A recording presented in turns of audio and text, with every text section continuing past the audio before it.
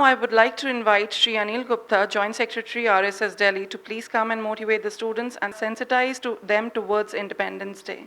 Thank you, sir. सर्वप्रथम आपको 15 अगस्त की बहुत बधाई हो। मैं ऐसी उम्मीद करता हूं कि जितने भी यहाँ बैठे हैं उन सबके घर में झंडे लग चुके हैं। अगर देश को ब्रांड बनाना चाहते हैं तो इसका मतलब समझिए, ये जो तिरंगा, हर घर तिरंगा की कॉल दी गई है, 20 करोड़ झंडे जो हैं वो पूरे देश में लगेंगे। 20 करोड़ का मीनिंग क्या है? आप इंटेलेक्ट क्लास बैठी है मेरे सामने। यूएनओ के 195 देश हैं जो मेंबर्स हैं, उसमें से 13 या 14 देश हैं जिनकी जो पॉपुलेशन है वो 10 करोड़ या उससे ऊपर है। तो मीनिंग देयर बाय कि 180 देश ऐसे हैं जिनकी आबादी 10 करोड़ से कम है, और हम 20 करोड़ घरों पे झंडे लगाने जा रहे हैं। इतनी ताकत है इस भारतवर्ष के अंदर रहने वाले लोगों के अंदर, तो उस ताकत को डिस्प्ले करना पड़ता है। जब हम घूमते हैं समाज के अंदर तो केवल गलती से 2-3 बात निकलती हैं। 15 अगस्त जो है ये भारतवर्ष का जन्म दिवस है, तो एसीपी साहब ने आपके सामने सारी बात रखी कि भारतवर्ष का इतिहास कितना बड़ा है। मैं भी 2-3 कंसेप्ट्स आपके सामने रख रहा हूं, जो मुझे उम्मीद है कि कहीं ना कहीं पर उसको ठीक करने में आप इस समाज की, इस देश की हेल्प करेंगे। सबसे पहले जब मैं किसी से पूछता हूं कि कितना समय ये देश गुलाम रहा, तो ऑक्शन शुरू हो जाती है। कोई 50 कहता है, कोई 100 साल कहता है, कोई 200 कहता है, कोई 500 कहता है, कोई 1000 कहता है, बहुत हिम्मत कर लेता है तो 2000 साल कहता है। फिगर के ऊपर भी कंसेंसस नहीं है कि देश जो है, जिस देश के हम नागरिक हैं, जिस देश की धरती पे हम जन्म लिया है, इस पे खा रहे हैं, पी रहे हैं, जी रहे हैं, वो गुलाम कितने वर्ष रहा है, इसके ऊपर भी कंसेंसस नहीं है।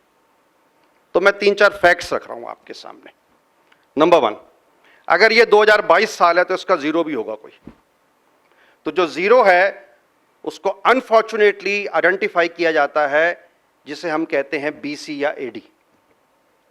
तो वर्ल्ड ओवर एक बहस छिड़ी कि क्यों इसको केवल बिफोर क्राइस्ट ही कहा जाए। कोई ऐसा कॉमन पीरियड निकलना चाहिए जो इररिस्पेक्टिव ऑफ द रिलीजन हो, और इंडिया ने नहीं निकाला इस कंसेप्ट को। वर्ल्ड के अंदर जब बहस छिड़ी तो लोगों ने, देश जो है इसके साथ जुड़े, तो एक नई टर्मिनोलॉजी निकली जिसको थ्रू आउट यूज किया जा रहा है, लेकिन अनफॉर्चुनेटली कुछ आज भी बीसीएडी यूज करते हैं।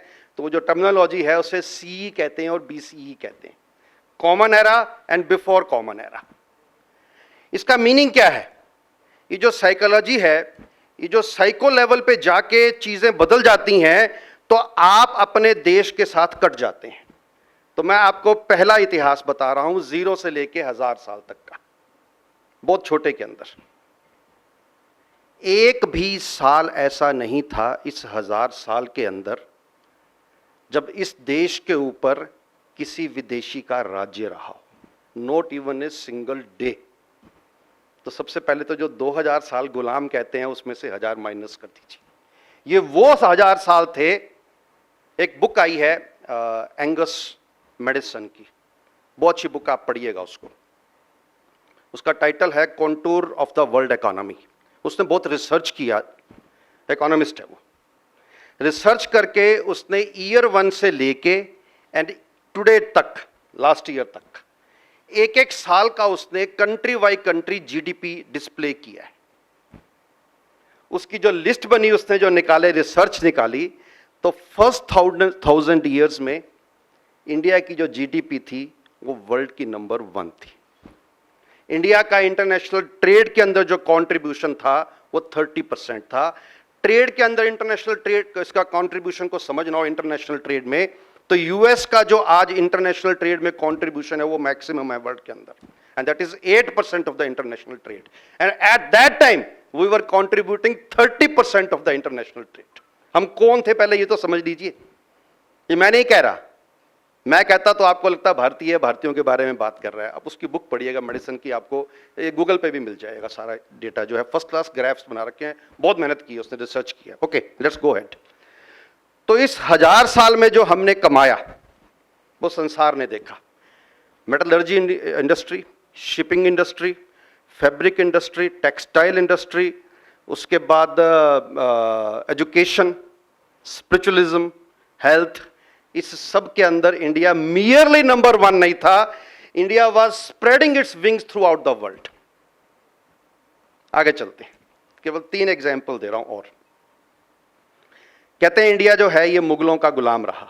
1529 में मुगल आए जब बाबर आया इंडिया में, और 1707 में औरंगजेब मर गया। 140 साल जो है मुगलों ने राज्य किया। उन्होंने राज्य कहां किया ये तो समझ लीजिए पहले। उस समय इंडिया में कौन कौन राजा थे ये तो समझ लीजिए, ये कहने से पहले कि ये देश मुगलों का गुलाम रहा। तो 2-3 आपके सामने डेटा रख रहा हूं, बहुत छोटे छोटे, 1 मिनट ईच। 1640 जिस समय जहांगीर यहां पर राजा था, तो वो दिल्ली सल्तनत के ऊपर राज्य कर रहा था, भारतवर्ष पे राज्य नहीं कर रहा था। उसके पास नॉर्थ इंडिया का थोड़ा सा हिस्सा था। जिस समय वो यहां पर राज्य कर रहा था दिल्ली के अंदर बैठ के, तो उस समय दक्षिण जो है, जो डेक्कन किंगडम कहलाता है, वहां श्री कृष्णदेवराय का राज्य था। और उनका राज्य कहां तक था? Not merely these 5 states of south, Sri Lanka, then Indonesia, Maldives, Lakshadweep, ये सारे के ऊपर श्री कृष्णदेव का राज्य था। और उस समय जो उन्होंने प्रोग्रेस की, जो डेवलपमेंट की, उसको आज भी संसार याद करता है। नेक्स्ट, शिवाजी महाराज, अभी सर ने नाम लिया, एसीपी सर ने। शिवाजी जिस समय औरंगजेब दिल्ली के ऊपर राज्य कर रहा था, तो औरंगजेब के पास जो स्टेट्स थी और जहां शिवाजी राज्य कर रहे थे 1674 तो अप टू 1680, 1680 में शिवाजी ने संसार छोड़ा। 6 साल में उन्होंने जो राज्य खड़ा किया वो औरंगजेब की राज्य से बड़ा राज्य था उनका। लेकिन आपने औरंगजेब को याद रखा, आप शिवाजी को याद नहीं रख पाए। ये आपकी गलती है, तो उस गलती को ठीक कीजिए। Let's move head.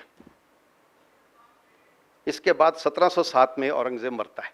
जब 1707 में औरंगजेब मरता है, आप ऑनलाइन सर्च पे एक सर्च मारिएगा, मराठा किंगडम, ऐसा करके सर्च मारिएगा।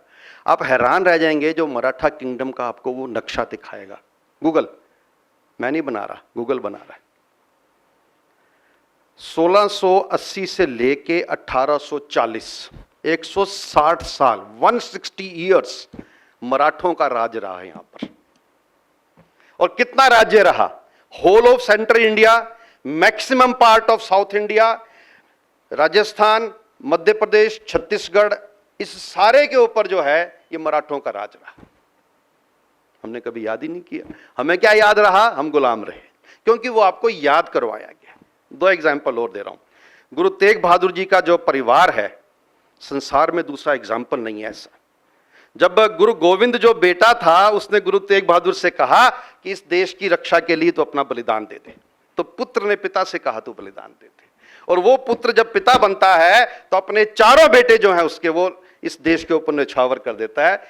इस तरह का इतिहास है इस देश का, और हमें मुगल याद आते हैं, अपने देश को याद ही नहीं करना चाहते। तेल में तले गए ये जो सिख गुरु हैं, बंद बंद काटा गया उनका। आगे चलते हैं।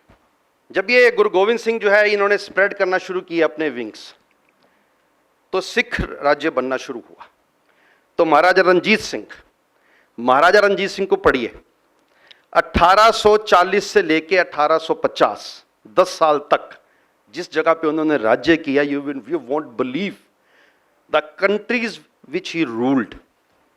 पंजाब, जम्मू कश्मीर, ये तो इंडिया का पार्ट था ही, अफगानिस्तान एंड देन तिब्बत, इस सारे के ऊपर महाराजा रंजीत सिंह का राज्य था।